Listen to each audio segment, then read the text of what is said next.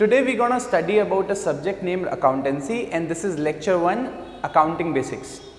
So whenever we study about a subject named accountancy, जो सबसे पहले अपने दिमाग में क्वेश्चन आता है कि यार अकाउंटेंसी जैसे अपने दिमाग में आता है हम कहते हैं यार ये एक लेखा जोखा है।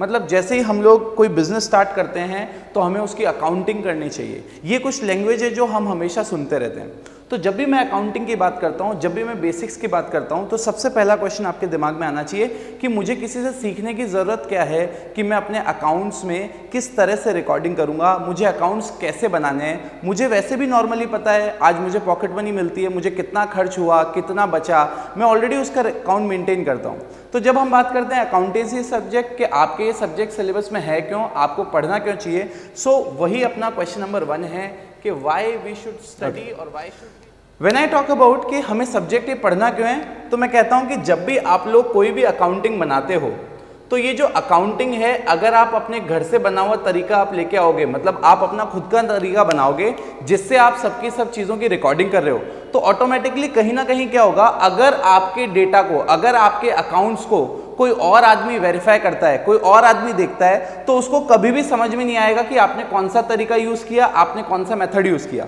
सो ऐसे कि अगर हमको सबसे पहले ये सीखना है कि हमें अकाउंटेंसी पढ़ना क्यों है, तो हमें सबसे पहले ये पता होना चाहिए कि हमारे अकाउंटिंग के, हमारे डेटा के, हमारे फाइनेंशियल डेटा के हमारे अलावा भी और भी बहुत सारे यूजर्स हैं। उन यूजर्स को हमने 2 कैटेगरी में बाइफिकेट किया है। Category number 1 is internal user and category number 2 is external user. When I से इंटरनल यूजर, इसका मतलब ऐसे लोग जो कंपनी के अंदर के हैं बट वो अकाउंट्स डिपार्टमेंट के नहीं हैं, और वो अकाउंट्स डिपार्टमेंट ने जो डेटा मेंटेन करता है उसको वो लोग यूज करते हैं। ठीक है, तो मैंने कहा इंटरनल यूजर के लिए अपन लोगों ने एक कोड बना रखा है जिसको हम बोलते हैं म्याऊ। क्या बोलते हैं हम लोग? म्याऊ।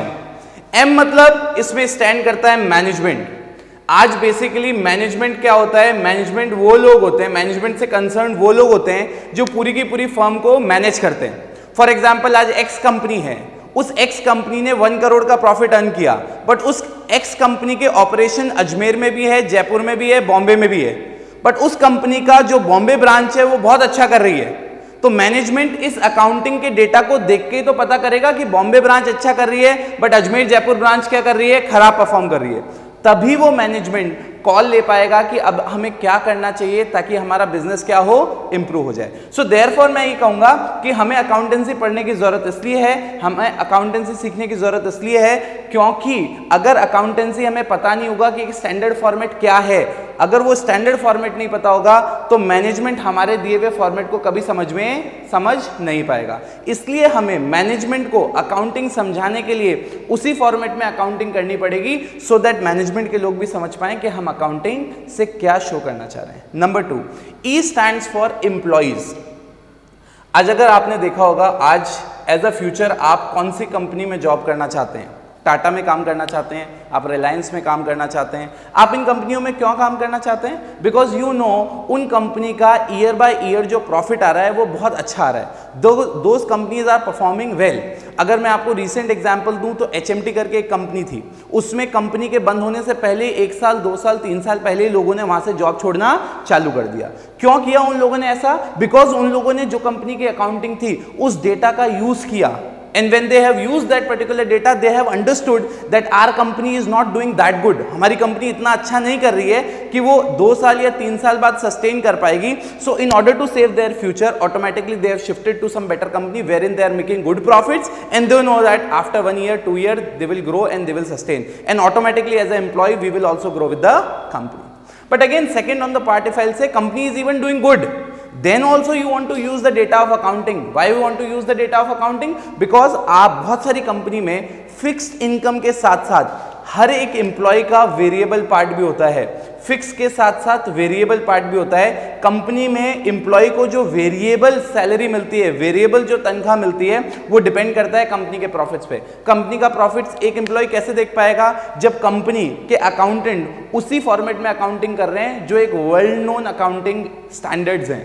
अदरवाइज ये एम्प्लॉय कभी समझ ही नहीं पाएंगे हमारी कंपनी अच्छा कर रही है या हमारी कंपनी बुरा कर रही है। Again try to connect with the topic what we are doing. हम लोग ये पढ़ना चाह रहे थे कि अकाउंटिंग आपको क्यों सीखना है, क्यों आपको एक ऐसे फॉर्मेट में अकाउंटिंग करनी है कि आपके अलावा भी बहुत सारे लोग हैं जो समझ पाएं? तो हमने कहा इसलिए करनी है क्योंकि हमारा जो डेटा है, जो हम अकाउंटिंग कर रहे हैं, हमारे अलावा भी और बहुत सारे लोग हैं जो इंटरनल हो सकते हैं या एक्सटर्नल हो सकते हैं। इंटरनल में मैंने ये दोनों आपको एग्जाम्पल दिए। अपन इनको इंटरनल इसलिए कहते हैं because they are part of the company, they are not outsider.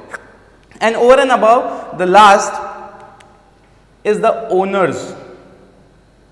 When I talk about owners, owner को क्यों चाहिए कि आज उसकी कंपनी, मतलब ओनर, सर ओनर को बताने के लिए हमें क्या जरूरत है एक स्टैंडर्ड बनाने की? मैंने कहा यार ओनर आप लोग लेके चल रहे हो, एक छोटा आदमी जो खुद ही अकाउंटिंग करता है, खुद ही बिजनेस करता है। आप let's take a very big example, आज मुकेश अंबानी है। Do you really think that he will go through each and every accounting? He will record each and every transaction by himself? Obviously not. तो obviously that particular person will be dependent on a team of accountant, मतलब there will be a different team who will be managing the complete affairs of accountancy. So as a owner you also want those people to do accounting in a way that you also can understand what exactly that accounting means. Am I making sense? I hope I'm making sense what I'm trying to explain. मैंने कहा we are studying about a topic, accounting, accountancy, and we are saying why we should study. Therefore we say that accountancy which we going to maintain is not only used by us, but there are internal and external users also who will be using our data. So this is the code that we have got, which is MEOW, wherein M stands for management, E stands for employees, and O stands for owners. Then we have external user. Whenever I talk about external user, इसका मतलब company के बाहर के लोग जो हमारे data को use करेंगे, अकाउंटिंग डेटा को यूज करने के लिए, in order to take out some meaningful information. So मैंने कहा in this also we have a code which is CBIG read Priyanka Chopra. I think you must have heard, कुछ सालों पहले प्रियंका चोपड़ा के घर पे CBI ने रेड मारी थी। I hope you are aware. Now in this case if I say C stands for creditors, C stands for what? Creditors। जब भी मैं कहता हूं कि एक्सटर्नल यूजर, तो सबसे मेन चीज जो मेरे दिमाग में आती है वो होता है क्रेडिटर। क्रेडिटर कौन होते हैं? क्रेडिटर ऐसे लोग होते हैं जिनसे मैं रॉ मटेरियल्स और बाकी सब चीजें खरीदता हूं, जिससे मैं अपना फाइनल प्रोडक्ट बना पाऊं। तो क्रेडिटर की जब भी मैं बात करता हूं, क्रेडिटर एक ऐसा इंसान है जिससे मैं उधार पे खरीदता हूं। तो ऑब्वियसली जो आदमी आज मुझे उधार दे रहा है, उस आदमी को ये जानने का तो अधिकार है ना कि मैं उसको फ्यूचर में पैसे लौटा पाऊंगा या पैसे नहीं लौटा पाऊंगा। ऑटोमेटिकली अगर क्रेडिटर को मेरे फाइनेंशियल स्टेटमेंट्स, मेरे अकाउंट्स, मेरे अकाउंटिंग करी हुई अगर समझ में नहीं आती, तो कभी भी वो एक मीनिंगफुल वे बना ही नहीं पाएगा कि उससे मुझे उधार देना चाहिए या नहीं।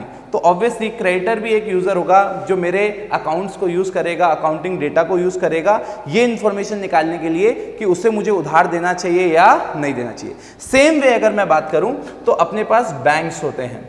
बैंक से अपन लोग क्या करते हैं, जब भी हमें पैसों की जरूरत होती है हम बैंक से उधार लेते हैं। हम जब भी बैंक से उधार लेंगे, बैंक हमारे अकाउंट्स के डेटा को हमेशा चेक करेगा और वो ये देखना चाहेगा कि जिस भी आदमी को या जिस भी बिजनेस को या जिस भी बिजनेसमैन को मैं उधार दे रहा हूँ, वो बिजनेसमैन कभी मुझे पैसा लौटा भी पाएगा या नहीं लौटा पाएगा। तो again we go back to our logic again. Do not forget always whenever you are studying something, जब कुछ भी अपन पढ़ते हैं अकाउंट्स में, हमारी ड्यूटी है जो भी हमने पढ़ा है वापस कनेक्ट करें हेडिंग से, सो दैट हमेशा एक मीनिंगफुल वे निकल के आए what we are learning. So again I am connecting. मैंने कहा why we need to study a subject named accountancy, तो मैंने कहा पढ़ने की जरूरत इसलिए है, that is why we need to study, because the data which we will be maintaining is not only the data which will be used by us, but there are internal users and external user who will be referring to our data.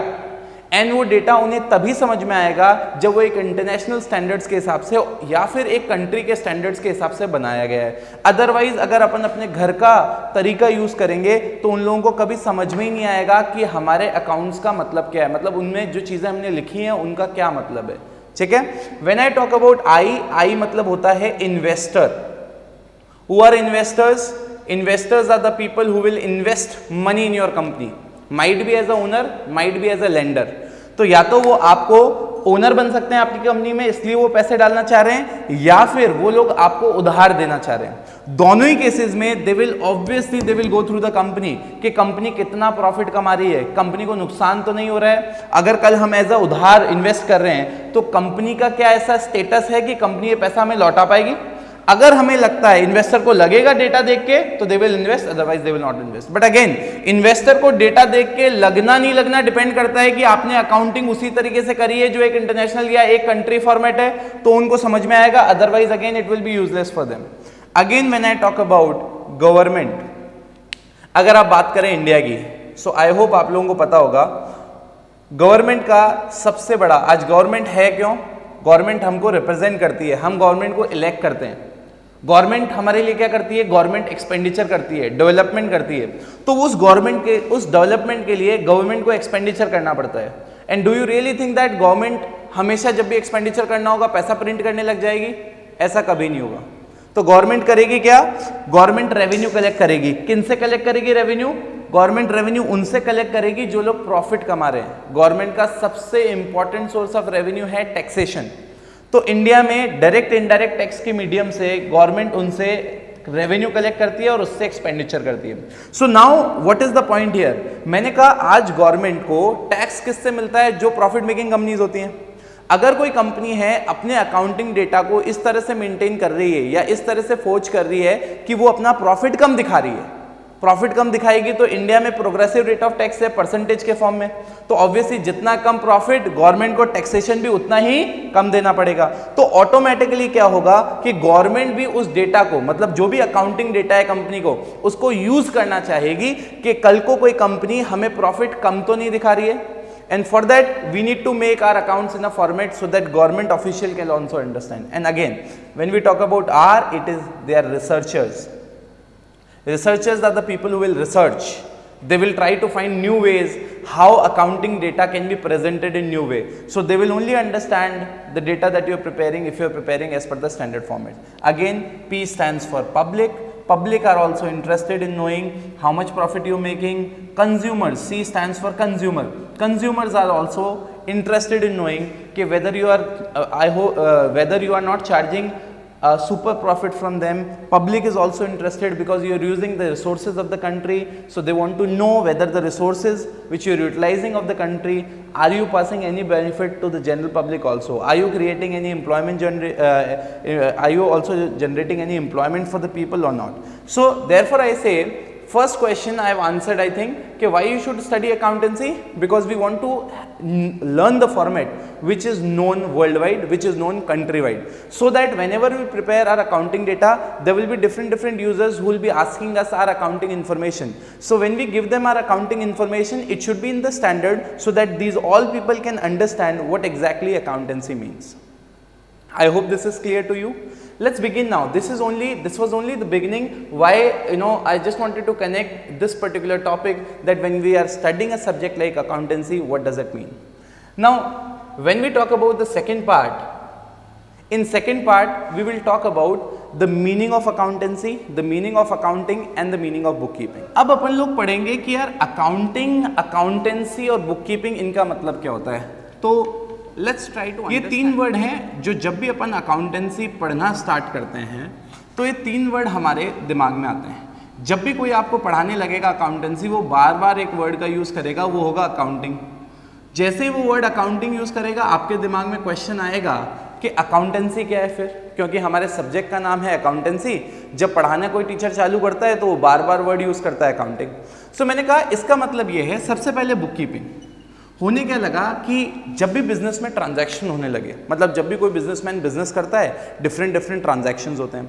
जब transaction होते हैं different, तो लोगों ने realise करना चालू किया कि फॉर एग्जांपल अगर कोई बहुत बड़ी कंपनी है जो हर दिन में 100-150 ट्रांजैक्शन कर रही है, लाइक फॉर एग्जांपल अपन बात करें डोमिनोज जैसी कंपनी।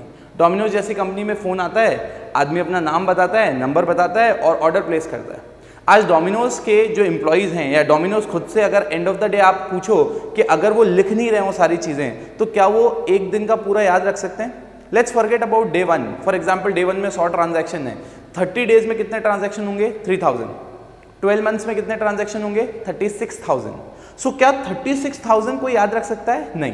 तो जैसे ही लोगों को धीरे धीरे रियलाइज होना चालू किया कि बिजनेस में हम लोग सारी चीज़ें याद नहीं रख सकते, तो उन्होंने बुक कीपिंग करना चालू किया। बुक कीपिंग का मतलब होता है सिंपली रिकॉर्डिंग, इसका मतलब लिखना।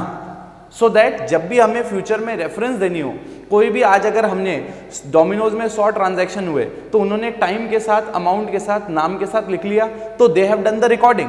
सो इन फ्यूचर आफ्टर 7 डेज कोई हेड ऑफिस से डोमिनोज का यहाँ का ब्रांच विजिट करेगा तो ऑटोमेटिकली वहाँ रिकॉर्डिंग जो करी हुई है उसको रेफर करते हुए वो सारा डेटा वापस निकाल सकते हैं।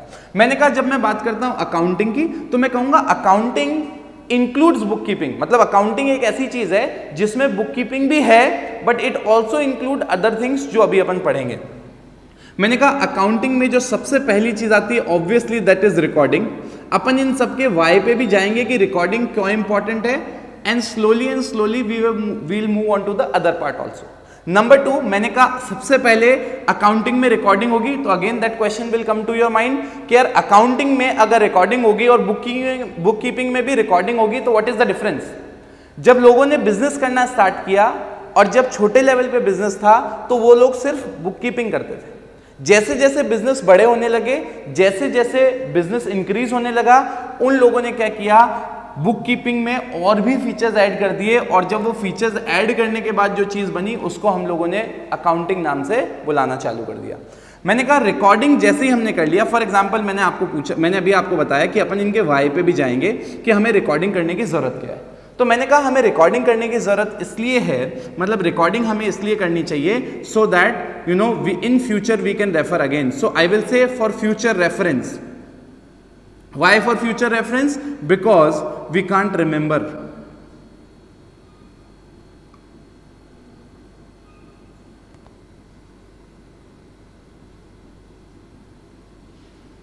So I say number 1 thing, accounting. What does accounting means? I will say accounting includes recording. What do you mean by recording? Why you do recording? Recording means to write. Why you want to write? In order to refer in the future. Why you want to refer for the future? Why you want to do recording? Because we can't remember. So when a big company is there where crores and crores transactions are there in a year, automatically we can't remember. So for future reference we do the recording. Next part is classification. When we talk about classification, what does this mean?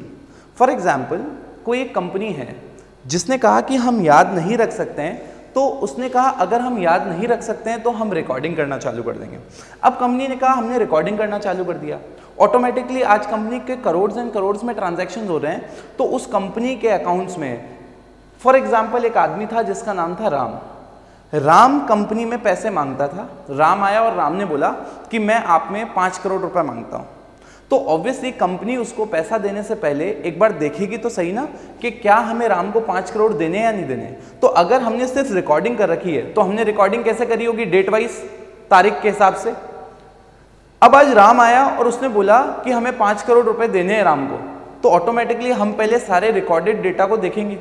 अब सोचिए अगर आपके crore and crore transaction है, राम अभी आया और आपसे उसने पूछा कि आपको उसको 5 करोड़ रुपए देने, तो आप वेरीफाई करने के लिए क्या करोड़ एंड करोड़ एंट्री को वापस गो थ्रू करोगे?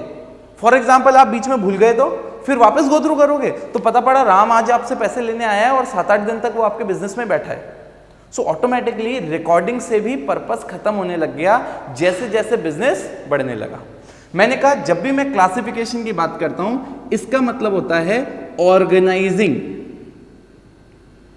मतलब जो रिकॉर्डिंग किया है मैंने, जो यहां पे सब कुछ लिखा है उसको ऑर्गेनाइज किया मैंने। It means organising so that meaningful way can be taken out और meaningful information can be taken out in timely manner.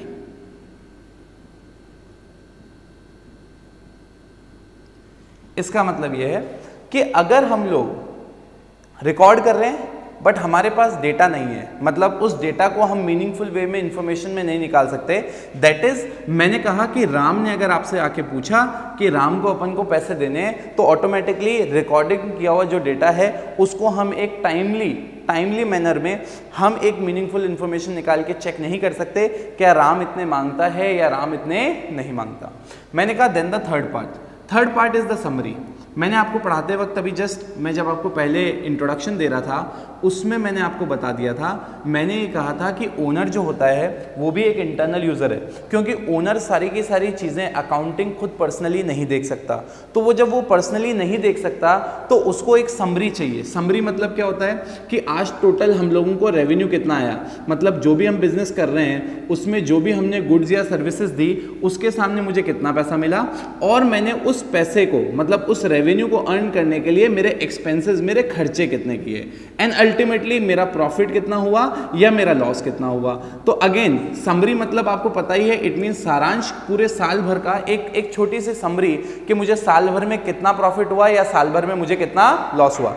ये समरी बनाने के लिए ऑब्वियसली रेवेन्यू चाहिए और एक्सपेंस चाहिए, but again why we need to prepare the summary, because the owners of a big business, they don't participate in the accounting process. When they don't participate in the accounting process, automatically at the end of the year they want to know how their business is doing. Are they making profit or they are incurring losses? So they will ask for the summary. So again let's begin. मैंने कहा we are studying about accountancy. Why we should study about a subject named accountancy we have already seen. Now we are talking about three different terms. One is bookkeeping, other is accounting, and third is accountancy. So when we talk about bookkeeping, bookkeeping just means recording. Why we record? Automatically we have the logic for future reference. Why for future reference? Because we can't remember, so therefore bookkeeping is there. When I talk about accounting, automatically accounting includes bookkeeping, but it's a more matured form of bookkeeping, wherein we also say that recording के बाद हम लोग classification करते हैं। recording के बाद classification करना क्यों जरूरी है? so that हमें कभी भी कोई meaningful information चाहिए तो हम एक टाइमली मैनर में उसको निकाल सकें। एग्जाम्पल मैंने आपको यहाँ पे भी दे दिया था, एक कंपनी में अगर 36,000 और ट्रांजैक्शन हो रहे हैं तो सारे के सारे याद नहीं रखे जा सकते, इसलिए हम रिकॉर्डिंग करते हैं। When I talk about classification, हम क्लासिफिकेशन इसलिए करते हैं कि आज 36,000 ट्रांजैक्शन में से अगर हमसे कोई इंफॉर्मेशन एकदम से मांग ले कि बताओ पूरे साल भर में सैलरी का कितना पेमेंट किया, या पूरे साल भर में आपने कितना वेजेस दिया, या साल भर में आपका इलेक्ट्रिसिटी एक्सपेंस कितना आया, तो हमें वो ढूंढने के लिए बार बार 36,000 एंट्रीज को गो थ्रू करना पड़ेगा, या 36 जो हमने रिकॉर्डिंग्स बनाई हैं उनको देखना पड़ेगा। इससे बेटर है कि हम उसको पहले से ही ऑर्गेनाइज करके रख लें कि एक सैलरी का सेपरेट अकाउंट बन जाए, या सैलरी के बारे में सेपरेट डिटेलिंग कहीं लिखी हुई हो, सो दैट कोई आके हमसे पूछे सैलरी में कितना खर्चा हुआ साल भर का, हम उसको इन हैंड दे दें, हमें कोई टाइम ना लेना पड़े इस चीज को निकालने के लिए। थर्ड पार्ट मैंने कहा this is purely accounting part, this is also accounting part, but I will से this is only for the owners. आज बड़े बड़े बिजनेस ऑर्गेनाइजेशन में ओनर कभी भी अकाउंटिंग डिपार्टमेंट की मीटिंग में नहीं बैठता, तो उसको क्या चाहिए, उसको समरी चाहिए। ही वांट्स टू नो और she wants to know how my business is doing at the end of year 1, मेरा कितना फायदा हुआ, मेरा कितना नुकसान हुआ। व्हेन आई टॉक अबाउट कि तीन चीजें अपनी क्लियर हो गई, here comes the last part. The last part is interpretation and analysis. When I say interpretation and analysis, what does it mean? See, accounting जो पूरा का पूरा कॉन्सेप्ट है ना, ये पूरा का पूरा कॉन्सेप्ट एक हिस्टोरिकल कॉन्सेप्ट है। मैंने कहा आज अकाउंटिंग जो भी आप लोग करते हो, ये सारी की सारी अकाउंटिंग एक पास्ट की इंफॉर्मेशन है। मतलब आज अगर ओनर को आपने समरी दे दी, तो मैंने कहा ओनर को आपने समरी दी तो ये पिछले एक साल की समरी है, एंड वो प्रॉफिट तो ऑलरेडी उसके पास आ चुका होगा या लॉस आ चुका होगा। तो ऑटोमेटिकली समरी के बाद अकाउंटिंग का जो सबसे इंपॉर्टेंट फीचर है that is interpretation and analysis. What exactly we do in this, कि हम लोग जो भी ये समरी आई है या जो भी पूरा अकाउंटिंग इंफॉर्मेशन है साल भर का हमारे पास, हम इसको इंटरप्रेट करते हैं और हम इसको एनालाइज करते हैं। When I say analyze, what does this mean? मैंने आपको शुरू में एग्जाम्पल दिया था, मैंने कहा फॉर एग्जाम्पल मेरी ऑल ओवर इंडिया 3 डिफरेंट जगह ब्रांचेस हैं, like Mumbai and Delhi and Jodhpur. ये 3 डिफरेंट जगह मेरी ब्रांचेस हैं। मैंने कहा तीनों जगह सेम नंबर ऑफ स्टाफ है, सेम। मैंने कहा तीनों जगह मुंबई, दिल्ली एंड जोधपुर, मैंने कहा ये तीनों जगह अपना सेम नंबर ऑफ स्टाफ है, हमने सेम अमाउंट ऑफ पैसा लगाया। फिर भी मैंने कहा कि जब हमारे पास समरी निकल के आई तो हमने इस समरी में देखा कि बॉम्बे में 1 करोड़ प्रॉफिट हुआ, दिल्ली में 2 करोड़ और जोधपुर में 3 करोड़। तो तो ऑटोमेटिकली जब हमारा amount, number of staff same है, हमने पैसा सेम लगाया, फिर भी अगर हम इंटरप्रेट करेंगे तो हमें दिखाई क्या दे रहा है, Jodhpur is doing very good. तो जो ओनर होगा ना वो जोधपुर को एनालाइज करेगा कि why Jodhpur is doing good, why Bombay is not doing good. Then automatically identify हुआ कि यार there is a person mister X who is performing really good in Jodhpur, because of that we are making huge profits। तो ultimately होगा क्या कि mister x को या तो हो सकता है अपन बॉम्बे का भी इंचार्ज बना दें, या मिस्टर एक्स जैसा ही कोई हम आदमी मुंबई में रख दें। सो ऑटोमेटिकली ये जो यहां तक की इंफॉर्मेशन है ये सारी की सारी हिस्टोरिकल है। इस हिस्टोरिकल इंफॉर्मेशन से इंटरप्रिटेशन और एनालिसिस किया जाता है so that we can do really good in future. How we can amend so that whatever profit we are making we can make huge profit, और whatever losses we are making at least we can convert them into the profit. So again I will give you the crux what exactly we have done। मैंने आप लोगों को हर एक चीज का why बता दिया है। मैंने कहा we have started with a subject named accountancy। I told you why we need to learn accountancy because till now you are getting pocket money, you know how to record how much you have received and आपने उसमें से क्या क्या expenses किए। But ultimately you know why we are learning accountancy because your pocket money का details no one will gonna ask you, your pocket money details no one gonna analyze। But you know when we talk about a business firm, जो भी accountancy होती है, जो भी accounting हम लोग करते हैं, वो सारी की सारी कोई ना कोई डिफरेंट यूजर उसको यूज करते हैं। हमने लास्ट वाले वीडियो में, लास्ट वाले पार्ट में देखा था कि जैसे हमारे यूजर्स होते हैं वो दो पार्ट में है, एक तो internal user and external user. When we talk about internal user there are 3 parts and the code is meow. M is management, E is employee, O is owner। When we go on to the external part, the code is CBI, G, RAID, Priyanka Chopra। C stands for creditors, B stands for bank, I stands for investors, G stands for government, R stands for researchers, P for public, C for consumer। So again we have got the logic why we are studying accountancy। Then I have told you there are 3 important terms, one is bookkeeping, other is accounting, third is accountancy। So we've already covered bookkeeping। Bookkeeping means recording, we want to record। Why we want to record? Because for future reference we want to record। Again when we talk about accounting, it is the more matured or more better way of recording things because it also includes recording, but there are other part also of it। So when I say accounting, it includes recording, it includes classification, it includes summary, it includes interpretation and analysis। So when I talk about recording, why we do recording? For future reference। Why we classify? Because we want to organize in order to get the timely information। Summary, owner is not having that much time, he can go through everything, so we need to give him the summary how we are doing in the complete year।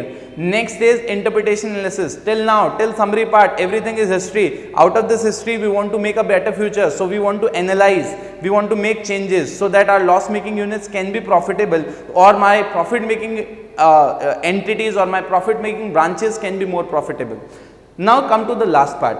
As I've asked you this question before also कि अगर हम लोग बोल रहे हैं कि accounting है, accountancy, subject का नाम है अकाउंटेंसी, जब मैं पढ़ा रहा हूँ बार बार मैं वर्ड यूज कर रहा हूँ accounting, so what does this means? Accountancy means knowledge of accounting. Knowledge of accounting, what does this mean? इसका मतलब यह है कि हमारे सब्जेक्ट का नाम अकाउंटेंसी इसलिए है because we are taking knowledge और we are getting knowledge of accounting. So therefore the subject is known accountancy because we are learning accounting. Accounting includes recording, classification, summary and interpretation। Bookkeeping only means recording।